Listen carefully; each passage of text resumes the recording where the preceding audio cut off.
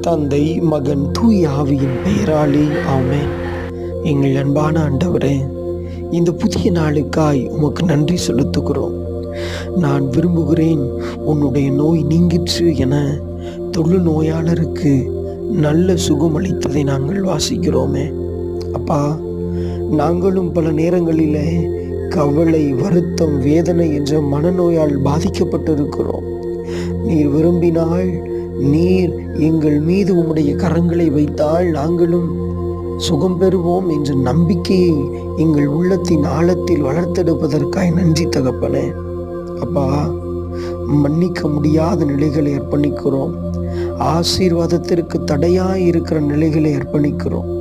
இந்த நாள் முழுவதும் நாங்கள் ஆசீர்வாதத்தை மட்டுமே சந்திக்கிற மனிதர்களாய், மகிழ்ச்சியை, அன்பை பிறருக்கு கொடுத்து வாழுகிற பிள்ளைகளாய் வாழ எங்களை ஆசீர்வதிப்பீராக.